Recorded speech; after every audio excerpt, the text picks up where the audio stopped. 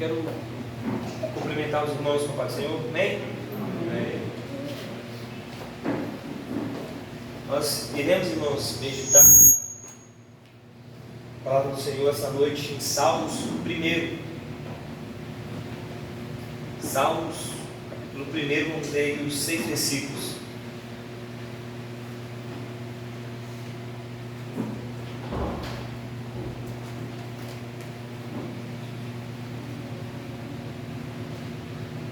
Salmos 1, verso 1 ao verso 6. Nós que já cantamos a Deus, né? Doamos ao Senhor nosso cântico, né? Aquilo que está em nossos corações, né? Deus merece ser adorado. Nós já fizemos isso, mas iremos também adorar a Deus com lermos a sua palavra, prestarmos, né, a atenção que Ele tem a nos dizer, as verdades, né, quando Deus nos deixou em sua palavra, né? Salmos 1 diz assim, a palavra do Senhor: Bem-aventurado o homem que não anda segundo o conselho dos ímpios, nem se detém no caminho dos pecadores, nem se assenta na roda dos escarnecedores. Antes tem o seu prazer na lei do Senhor, na sua lei medita de dia e de noite. Pois será como uma árvore plantada junto a ribeiros de águas, a qual dá o seu fruto no seu tempo, e as suas folhas não cairão, e tudo quanto fizer prosperará. Não são assim os ímpios, mas são como a moinha que o vento espalha. Por isso os ímpios não subsistirão no juízo, nem os pecadores na congregação dos justos, porque o Senhor conhece o caminho dos justos, porém o caminho dos ímpios perecerá. Vamos orar? Agradecemos, Deus, pela tua bondade, mais uma vez te louvamos pela tua misericórdia.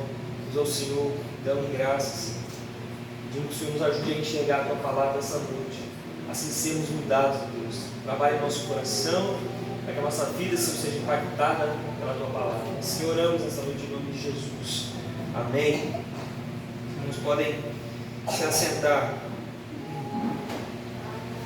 Irmãos, esse é um texto que ele é bastante pertinente no tempo no qual nós estamos vivendo. Nós vivemos uma geração, irmãos, nossos tempos modernos nos inclina a buscar algumas coisas, e a principal delas é a felicidade. E tudo se resume a isso, basicamente. Tudo se resume a uma satisfação, a ter uma espécie de plenitude de vida. Nós temos visto aí o fenômeno dos coaches, o fenômeno dos youtubers, e muitas pessoas dizendo que como que você deveria viver uma vida mais satisfatória, uma vida mais feliz, uma vida mais plena. E isso inclui tudo, basicamente.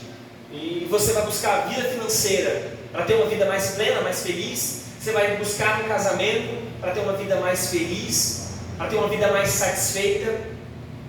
O modo da qual você vai procurar um emprego, o modo pelo qual você vai constituir a sua vida no todo, é em busca disso, em busca de ter essa tranquilidade de vida, essa felicidade, essa plenitude de alguma maneira.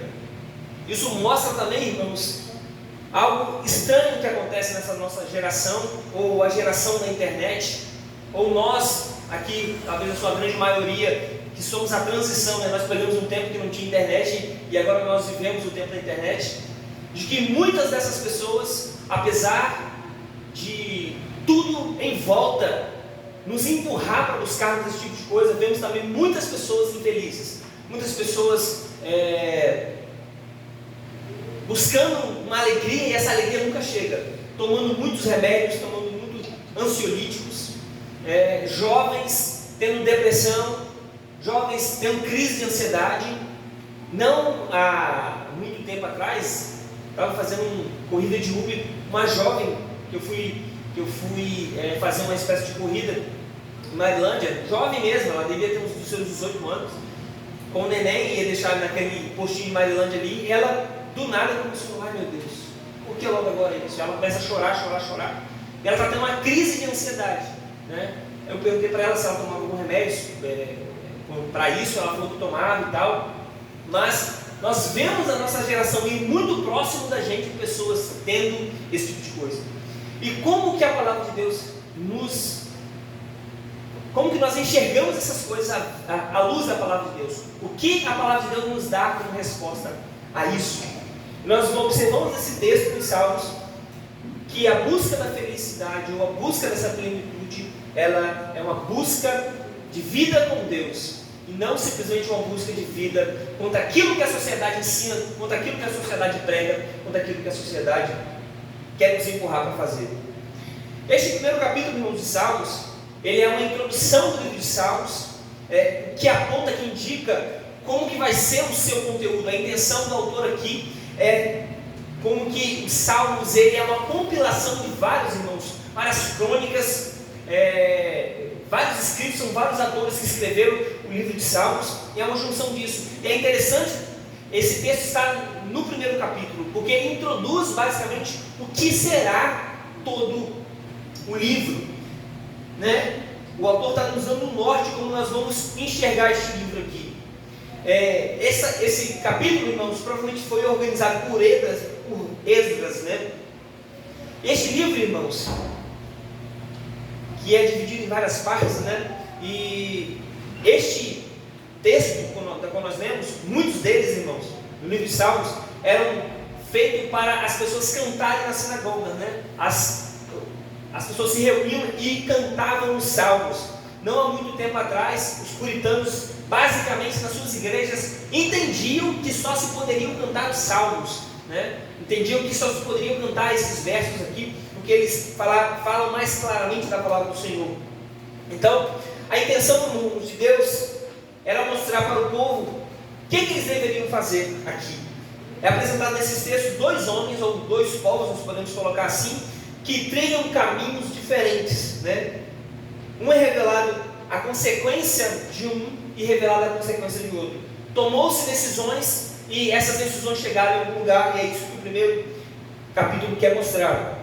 Mostra também, irmãos, a bênção e a maldição, assim como Deus falou para o povo da maldição entre a escolha do Monte Gerizim e Ebal, né? Assim também está nesse primeiro capítulo. Nós vamos observar então, irmãos, que Deus inclina o povo a tomar uma decisão para a fim de viver uma vida realmente satisfeita e feliz. O texto é dividido, irmãos, em duas partes. Do versículo 1 ao versículo 3 é mostrado o modo de vida do bem-aventurado, e do 4 ao 6 nós vamos ver a diferença entre o ímpio e o justo e o fim do ímpio.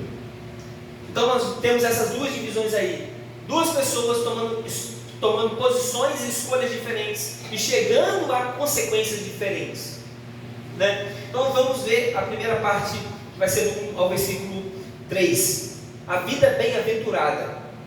O caminho para a felicidade é demonstrado, irmãos, primeiramente pela negação por aquilo que deixamos de fazer. O primeiro versículo diz assim: bem-aventurado o homem que não anda segundo o conselho dos ímpios, nem se detém no caminho dos pecadores, nem se assenta na roda dos escarnecedores. Observamos, irmãos, que Deus, na sua intenção aqui, está negando algumas coisas a este homem, a esta pessoa.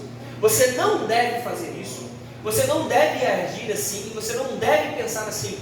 Como que o homem bem-aventurado ele se porta? Ele se porta também por negação, por aquilo que nós não devemos fazer.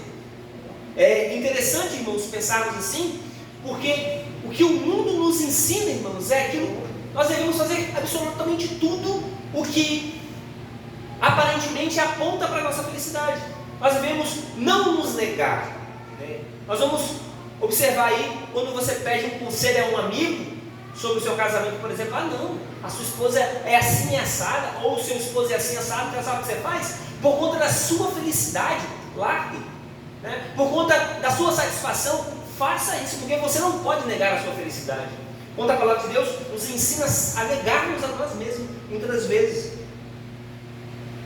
Enquanto, irmãos, o mundo nos oferece todo tipo de prazer, dizendo que isso nos trará felicidade, que nós podemos chamar isso, irmãos, de hedonismo, que é a filosofia, que é a busca pelo prazer por si próprio. Quer dizer, a pessoa é feliz e a felicidade é o fim de todas as coisas, como se isso fosse realmente aquilo que as pessoas devem viver, né? A Bíblia, irmãos, nos diz que o bem-aventurado é aquele que não vive pelo conselho dos ímpios.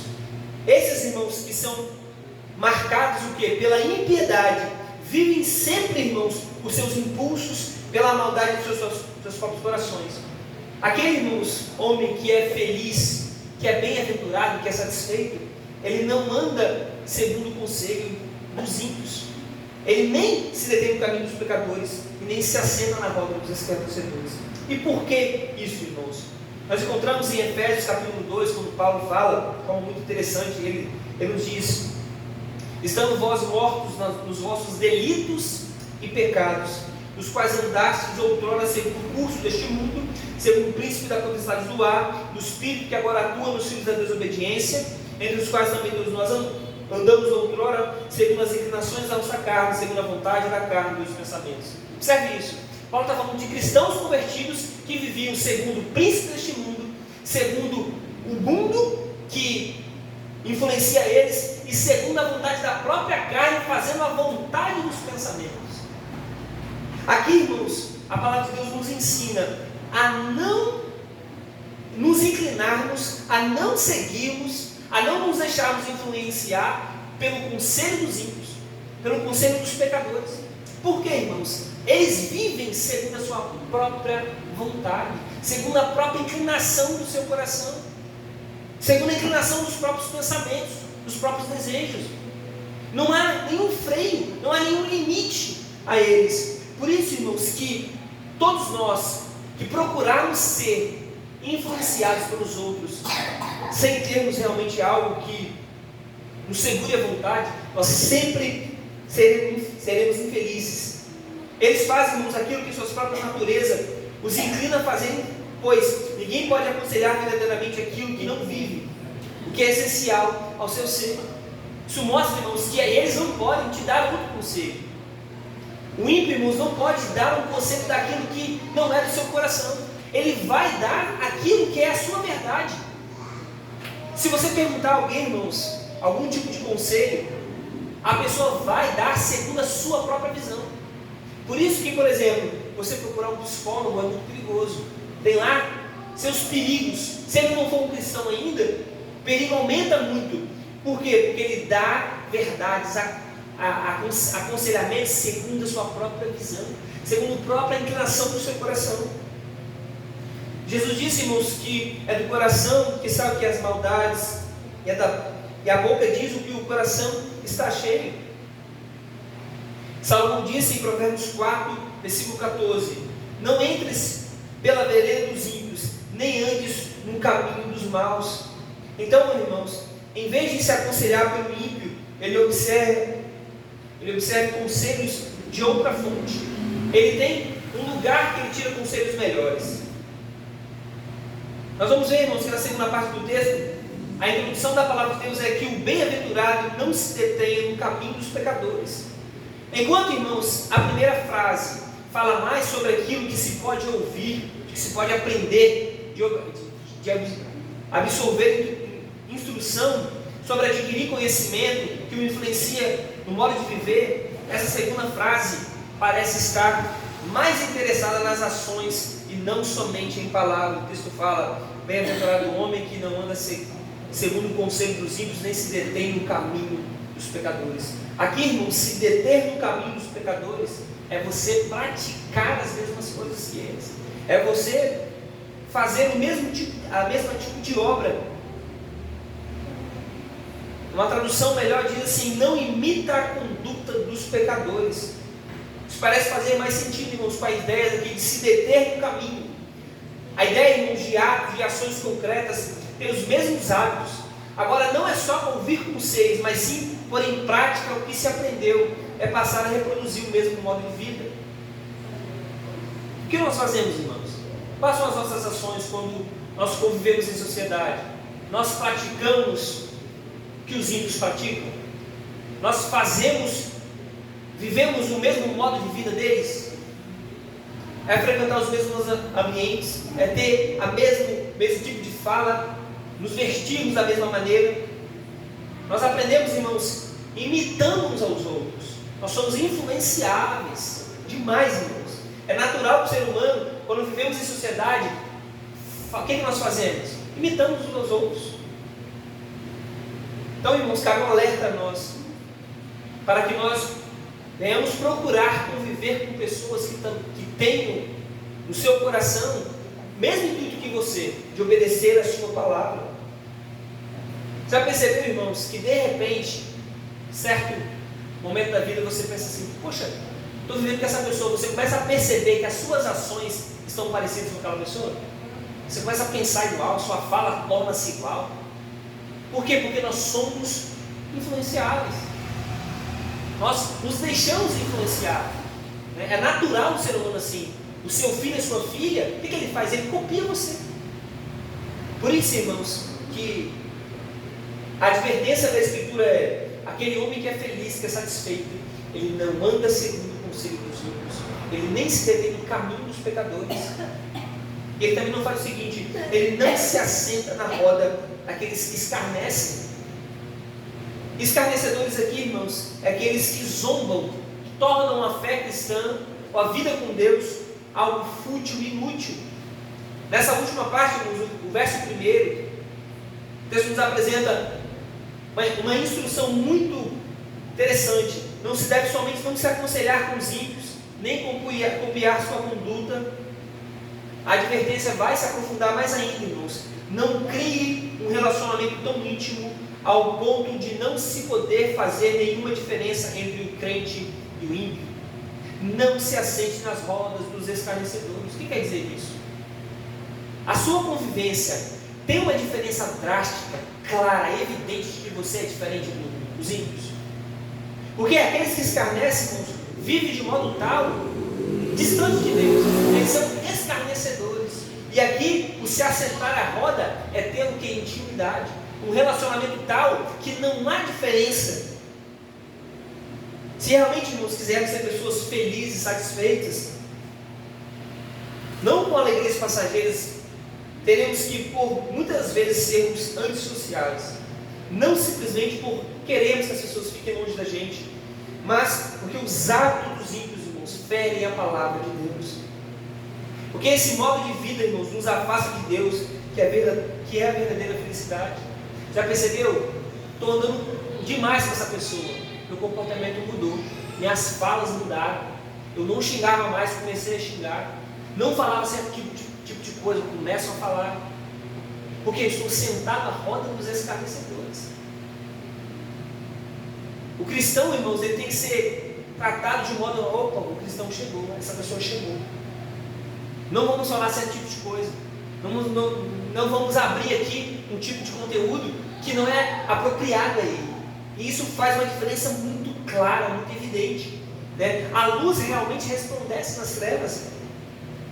Mas se isso, irmãos, não tem acontecido conosco, nós temos que rever e mudar os nossos caminhos, e trilhar caminhos diferentes.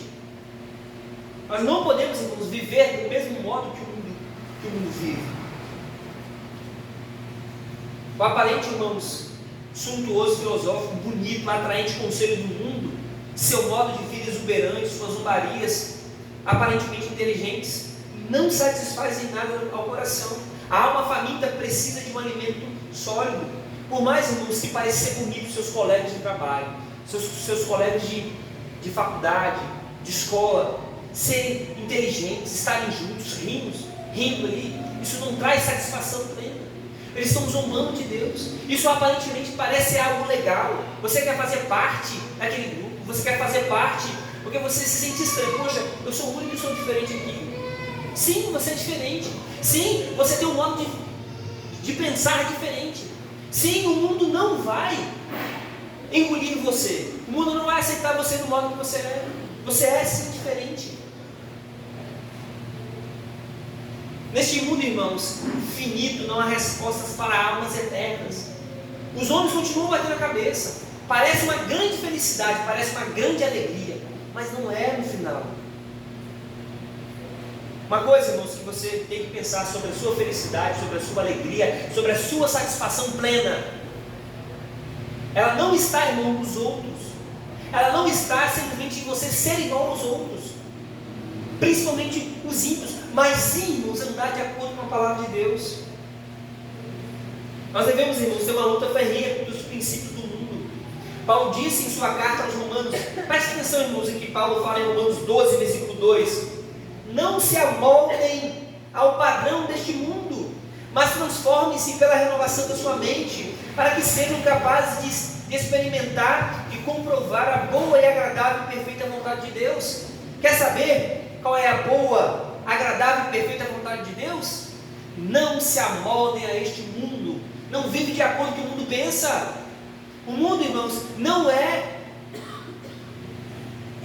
a única sabedoria, não é o suprassumo da verdade, não é, irmãos. Nós acabamos nos enganando assim. Este homem, irmãos, bem-aventurado aqui, vai revelar aonde realmente está a sua alegria, seu prazer e o porquê da sua felicidade. Versículo 2, ele fala: antes tem o seu prazer na lei do Senhor, na sua lei medita dia e noite. Ele não é bem-aventurado porque segue os outros. Ele não é feliz, satisfeito, pleno, porque simplesmente segue o caminho dos pecadores, dos zombadores, dos ímpios. Não se assemelha, não se junta com os pecadores, mas tem o seu prazer na lei do Senhor. Antes o texto fala, do contrário a tudo isso, ele tem um prazer mais sublime e melhor, mais satisfatório. Em vez de ele seguir o ímpio, o padrão deste mundo, ele tem um outro padrão. Ele não segue a multidão, ele não vai, irmãos, na onda, como diz o ditado, ele não é Maria, vai com as outras. Certa vez, irmão, Jesus acabou de pregar um sermão e a multidão disse assim: duro é este discurso, quem o pode ouvir? E a multidão, foi embora. Ouviu Jesus, teve multiplicação de pães, sabia o que Jesus fazia, mas não conseguiram ouvir o sermão e deixaram Jesus. E muitos dos seus discípulos voltaram para trás, o texto fala, em João capítulo 6, e deixaram de segui-lo, não seguiram a Jesus. Jesus então vira para os 12 e pergunta: vocês também não querem ir? Vocês também não querem se retirar? A resposta de Pedro, irmãos, é impressionante, porque ela fala: Simão Pedro respondeu: Senhor, para quem iremos? Tu tens as palavras da vida eterna. Não é a mesma coisa, irmãos, que o Salmo, versículo 2 aqui? Não tem o seu prazer nas outras coisas, nos ímpios, na multidão, mas sim o seu prazer está na lei do Senhor, na sua lei medida de dia e de noite. O seu prazer, a sua satisfação, ou nas palavras de Pedro, só o Senhor tem palavras de vida eterna. Para quem iremos nós? Para onde nós iremos? Seguiremos a multidão? Ouviremos o que as pessoas têm nos aconselhar de forma tão ímpia, tão distante de Deus? Ou teremos o prazer na sua palavra? O homem, irmãos, do Salmo aqui, em vez de ter prazer na forma do mundo, ele tem o prazer, irmãos, em outras coisas. E esse prazer está na lei do Senhor. O crente, irmãos, ele é do contrário, irmãos. Ele nada contra a correnteza. O Evangelho, irmãos, tem as suas exigências, trará a nós uma vida regrada. O crente vive de forma, irmãos, contrária ao mundo. Sua forma de pensar, de ver a vida é completamente diferente. Então, irmãos, nós precisamos tomar a nossa cruz e seguir o Senhor. Essa é a exigência do Evangelho, a negação do próprio ser, a negação da própria vontade. E ele tem, irmãos, um prazer na lei do Senhor. Ele tem na lei do nosso Deus alegria, satisfação. Olha a troca que este homem faz. Presta atenção, irmãos. Oi. Olha a mudança que este homem faz. Ele tem, em vez de ter prazer nos conselhos dos ímpios, em vez de ter prazer nas coisas que o mundo oferece, o seu prazer está na lei do Senhor. O abandono, irmãos, do mal e a ação para o bem é um mapa para a felicidade. Por isso ele era um homem bem-aventurado. Ele trocou o conselho dos ímpios pelo conselho de Deus, o conselho dos pecadores pelo conselho do santo do santo. Então, irmãos, ele foca naquilo que lhe trará maiores benefícios, maiores e verdadeiras alegrias. Ele tinha encontrado, irmãos, o que? A fonte da alegria. Ele sabia exatamente para onde ir, aonde traria mais benefícios e alegria e satisfação no seu coração. Sabe o que está acontecendo, irmãos, conosco? Nós olhamos para esse texto e nós não cremos nele verdadeiramente. Falta-nos fé, e a Bíblia nos diz, para agradarmos a Deus precisamos ter fé. Nós olhamos para esse texto e não pensamos que a lei do Senhor pode nos trazer prazer e alegria e satisfação. Nós lemos a Bíblia, irmãos, e passamos por cima disso. Enquanto deveríamos ter uma fé plena, dizendo: Deus me trará felicidade, Deus me trará alegria, plena satisfação, e por isso eu vou buscá-la. É os discípulos ali, irmãos, vendo Jesus sendo crucificado, e mesmo assim dizendo: eu vou seguir a Cristo, porque eu sei que Ele tem a palavra de vida eterna. Você já experimentou a alegria na palavra de Deus? Você já experimentou a alegria em ser cristão, em servir a Cristo? Essa alegria deve ser, irmãos, aquilo que te baliza, que te puxa para Deus, dizendo: eu já fui abençoado por Deus, eu sei que Deus é o que vai me abençoar, segundo a sua palavra, segundo a sua verdade. Esse homem, irmãos, ele faz sábias escolhas, porque há um prazer em seu ser, há um deleite. Nós devemos julgar, irmãos, nosso estado espiritual com a pergunta: o que a lei de Deus é para nós? O que nós devemos fazer quanto a esta lei? Que lugar ela tem em nossa vida? Que a palavra de Deus tem, irmãos? Qual é o espaço que ela toma na nossa vida? Toda afeição, irmãos, de um homem bom tem pela lei de Deus, tem o seu prazer nela. Ela tem prazer, ele tem prazer, irmãos, em sua palavra, mesmo sendo uma lei, uma regra, porque é a lei de Deus, que é santa, justa e boa, e que ele consente livremente seguir e tem então prazer nela. Como Paulo fala em Romanos 7, 16 e 22, segundo o homem interior, ele tem prazer na lei de Deus. Paulo fala isso em Romanos 7. Nesse momento, irmãos, deve surgir a pergunta: nós temos prazer então na lei do Senhor? Ou se nós não temos esse prazer, essa lei, né, na lei do Senhor, nós buscamos prazer na lei do Senhor? Nós estamos nos esforçando para tirar dali alegrias e satisfações? Estamos fazendo isso?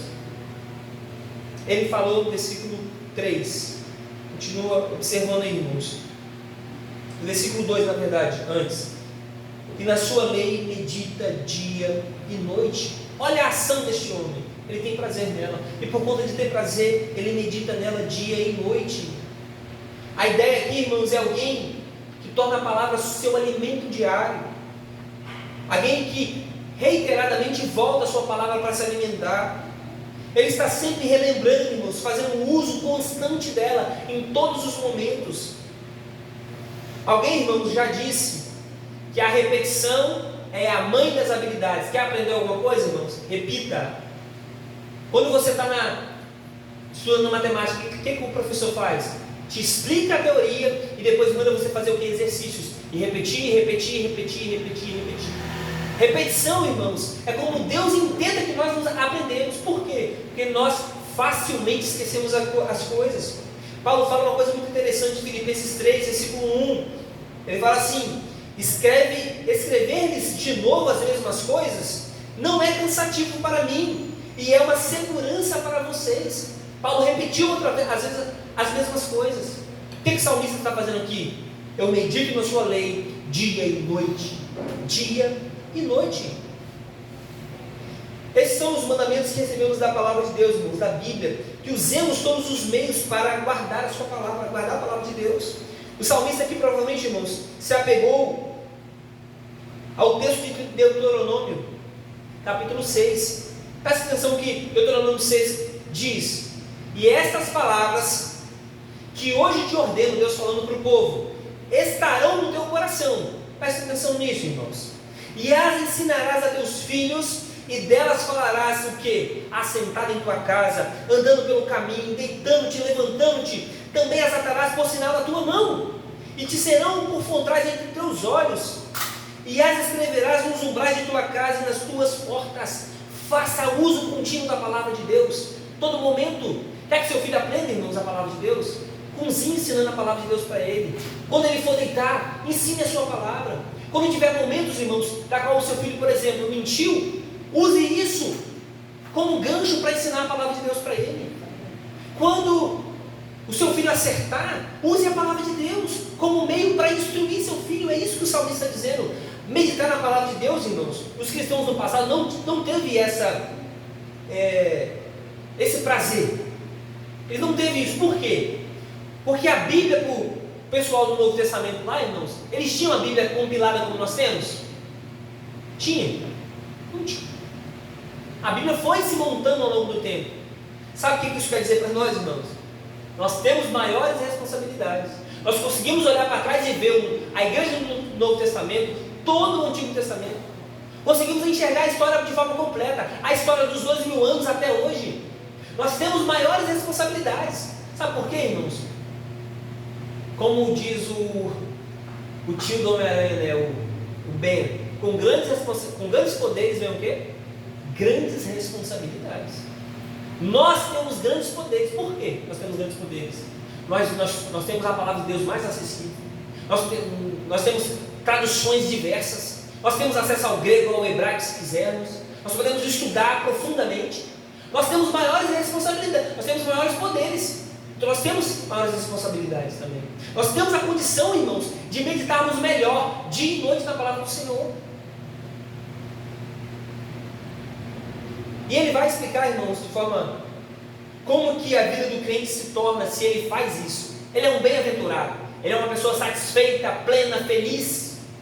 E não é uma felicidade, irmãos, dessa momentânea não, quando você comprou um carro, quando você comprou uma roupa, você quis comprar uma coisa muito agradável para você. Não é essa felicidade, é uma satisfação plena, é uma alegria. As pessoas olharem para ele e dizem assim: rapaz, essa pessoa parece estar sempre bem, satisfeita, parece que as coisas estão ali, tudo certinho no lugar, apesar de muitas vezes passarmos um turbilhão, problemas gigantescos, mas ainda assim há plenitude, há alegria, há felicidade. E como que essa pessoa, como que o autor aqui colocou que é o bem-aventurado? No versículo 3 ele fala: essa pessoa bem-aventurada será como a árvore plantada junto a ribeiros de águas, a qual dá o seu fruto no seu tempo, as suas folhas não cairão, e tudo quanto fizer prosperará. Ela é uma árvore, irmãos, plantada num lugar específico, não ao ermo, não ao deserto. Ela foi plantada com muito cuidado. Ela foi plantada ali, né, junto às águas, o melhor lugar para se estar. O melhor lugar para se produzir, o melhor lugar para ter saúde, para ser saudável. Quem plantou essa árvore aqui foi o próprio Deus. Assim, irmãos, é o cristão, assim é a pessoa bem-aventurada que tem o seu prazer na lei do Senhor e nela medita de dia e de noite. Ela é uma árvore que é plantada junto às águas. Essas, irmãos, são as bênçãos de Deus, essas águas que correm por suas raízes. É dada uma garantia a esse homem, a essa mulher devota, irmãos, a respeito de sua felicidade. De forma geral ele é abençoado. Deus, irmãos, o abençoa. E tal bênção, o que? O fará satisfeito, o fará feliz, o fará pleno. As bem-aventuranças, bênçãos de todos os tipos, irmãos, são suficientes para fazê-lo completamente feliz. Nenhum, irmãos, dos ingredientes da felicidade vai lhe faltar. Deus garantirá tudo. O que uma árvore precisa? Ela precisa de água. Ela precisa ter um lugar que a alimente. Assim é essa pessoa. Ele é satisfeito, ele é feliz. Por quê? Porque ele está plantado junto ao quê? A uma fonte. Lembra do que Jesus disse? Se você beber da água que eu lhe der, vai jorrar em você uma fonte para a vida eterna. Nós precisamos estar, irmãos, fincados na palavra de Deus, porque ela é essa fonte. Essas bênçãos vêm, irmãos, então, pelo quê? Pela submissão a palavra de Deus. Ele medita na lei dia e noite. Não só isso, irmãos, ele dá fruto e suas folhas não murcham, prospera o tempo todo. Aqui, ele é uma pessoa que tem um fruto, irmãos, porque ela é uma árvore saudável. Já percebeu? Como que você é uma pessoa tão amorosa, tão controlada? Por que você consegue ser assim? Por que você é tão amoroso? Você gerou o fruto do Espírito, você é uma árvore plantada junto às águas. Como Paulo fala em Gálatas 5:22, nós temos o Espírito, o fruto do Espírito é o amor, alegria, paz, paciência, amabilidade, bondade, fidelidade, mansidão e domínio próprio. Contra essas coisas, Paulo falou, não há lei. E os que pertencem a Cristo Jesus crucificaram a carne com suas paixões e os seus desejos. Não seguem mais o conselho dos ímpios, mas ela produz fruto. Ela gera fruto, o fruto do Espírito. Né? É interessante, irmãos, que essa árvore aqui, na sua produção de fruto, ela gera fruto para outras pessoas. Por que o cristão pode impactar as outras pessoas? Por que o fruto que o cristão gera, os outros podem se alimentar? Porque é uma pessoa, irmãos, que as pessoas podem contar. Já viu? Me lembro uma certa vez que o patrão chegou para mim e me perguntou uma coisa. Ele falou assim, eu vou te perguntar isso, porque eu sei que você sempre fala a verdade. Eu não cheguei para ele e falei isso. Só que, irmãos, o nosso exemplo, o nosso modo de vida vai demonstrar, opa, essa pessoa é diferente, eu posso confiar nela. Essa pessoa tem um padrão, um comportamento diferente. Porque ela gera fruto. As outras pessoas se alimentam. Você sabia, irmãos, que você muitas das vezes é o alimento dos outros? É sim. Por mais, irmãos, que essa pessoa seja uma pessoa ímpia, distante de Deus, ela ainda assim é abençoada por você. Quando José, irmãos, estava na casa de Potifar, a casa de Potifar foi abençoada. Faraó foi abençoado. Os ímpios também são abençoados pelos cristãos. Agora, qual é a razão que está lá por trás da vida do cristão? Ele está plantado junto às águas, ele está plantado junto à palavra de Deus, ele é aquele que medita na sua lei dia e noite. Ele dá fruto e as suas folhas, irmãos, é interessante, não murcham. As suas folhas não cairão e tudo quanto fizer vai prosperar. Irmãos, uma coisa muito interessante isso aqui. Já viu aquela árvore feia, toda oca, seca? Como é que ela é? Só os galhos, sem folha, sem nada. Quanto é feio aquilo? Quanto ninguém quer uma árvore assim, né? Que é uma árvore cheia de folhas, de frutos, pode produzir sombra. Aqui, irmãos, mostra um retrato muito interessante. Aqueles, irmãos, os cristãos que muitas vezes não estão indo na palavra de Deus, que são cristãos verdadeiros, muitas das vezes estão secos, estão longe dos ribeiros das águas, estão longe das fontes, não estão se alimentando direito. As suas folhas estão caindo, nasce uma folha aqui e outra acolá. Os galhos estão secos, quebram-se facilmente, não produz nada para ninguém. No trabalho ele não faz diferença. Por quê? Porque ele não consegue produzir fruto. Ele é uma árvore distante das águas. Esse é o retrato aqui, irmãos. Mas aquele, irmãos, que está junto às águas, tudo que ele faz prospera. E não no sentido, irmãos, que você tem que ser promovido. Deus pode fazer isso. Mas no sentido, irmãos, de que a sua vida ela é um luzeiro. As pessoas, talvez a nossa prosperidade Deus pode nos dar ela de forma muito ampla, financeiramente, dar um cargo melhor e tudo mais, mas a nossa prosperidade está em sermos luz para o mundo, as pessoas reconhecerem nós como cristãos, e nós seremos plenos e satisfeitos. Imagina a pessoa olhando para você dizendo, poxa, esse rapaz, essa moça, esse homem, ele tem uma aparência, um jeito diferente. Tudo que você faz prospera. O seu trabalho é diferente, sua vida com a sua família, com a sua esposa, com os seus filhos é diferente. Os seus vizinhos veem isso. Os testemunhos dos ímpios vão demonstrar o fruto, dessa árvore bela. Mas aí o salmista vai dizer, irmãos, do contrário a isso, diferente disso tudo, Ele fala no versículo 4: não são assim os ímpios. Os ímpios são diferentes. Eles são o quê? Mas são como a moinha que o vento espalha. Agora compare, irmãos, uma árvore bonita, cheia de folhas, com frutos, com uma palha voando ao vento. Que diferença, que distância. É um abismo entre uma coisa e outra. O ímpio, irmãos, ele está ao vento. Ele não tem estrutura, ele não tem base, ele não consegue produzir frutos, ele não consegue fazer nada, absolutamente nada. Todas as aparentes verdades que o mundo sugere, ele compra. Todo comportamento que surge, ele aceita. Toda vontade que passa no seu coração, ele acha certa. Este é o ímpio, é uma palha que o vento está levando, irmãos. Por mais, irmãos, que você ache que a sua vida é uma vida chata, que o mundo é mais interessante, é mais bonito, esses são palhas, irmãos, voando ao vento. Eles não têm estrutura. Sinta-se satisfeito. Vá na palavra de Deus com esperança, com expectativa de que Deus irá o abençoar, e Deus o fará. Por quê? Porque Deus o prometeu fazer isso na sua palavra. Isso é um grande contraste aqui, irmãos.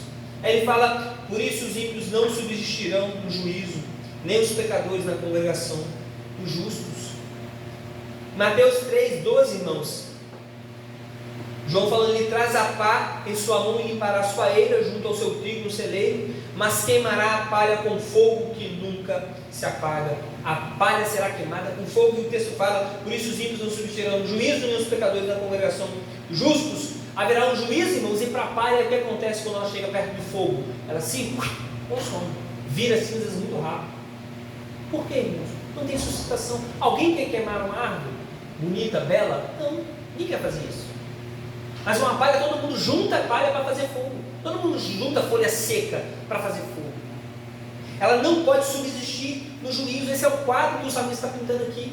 O ímpio, irmãos, simplesmente não serve para nada.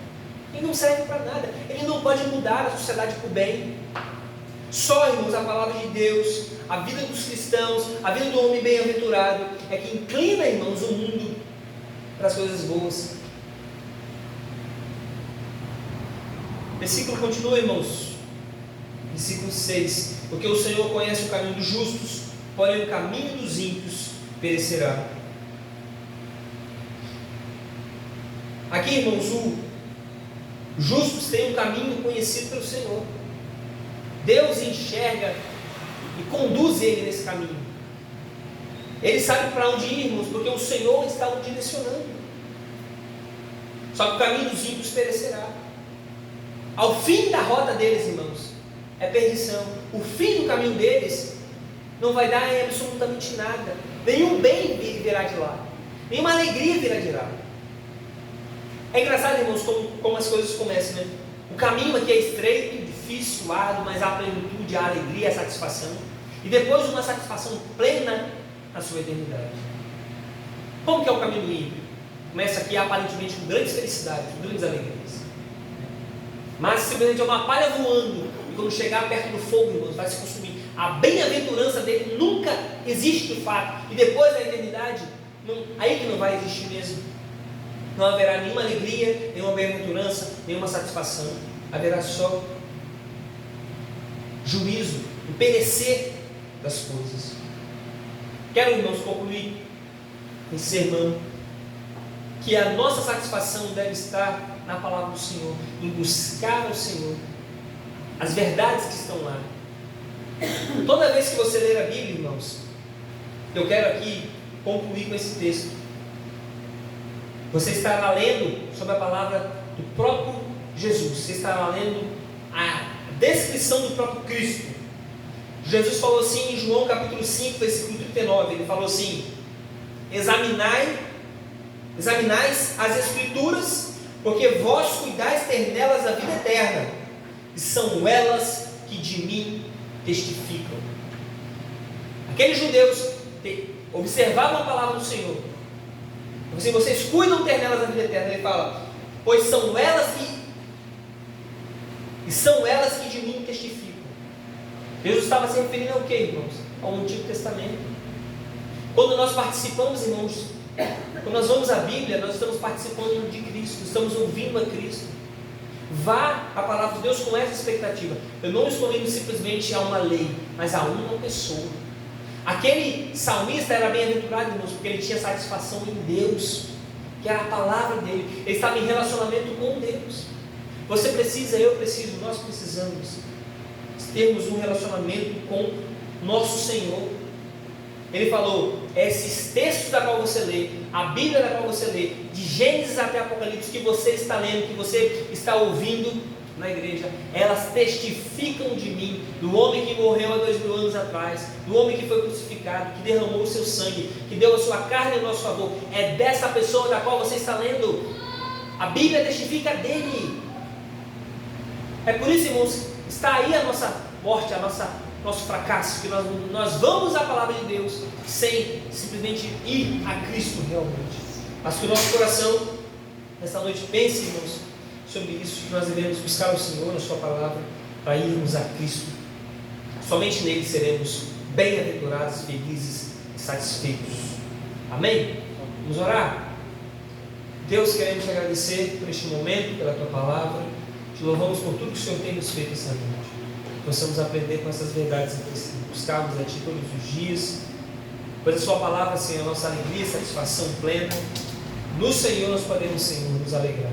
Ajuda-nos, ó Pai, a Te buscarmos. Assim te peço, pedindo que o Senhor nos abençoe, em nome de Jesus.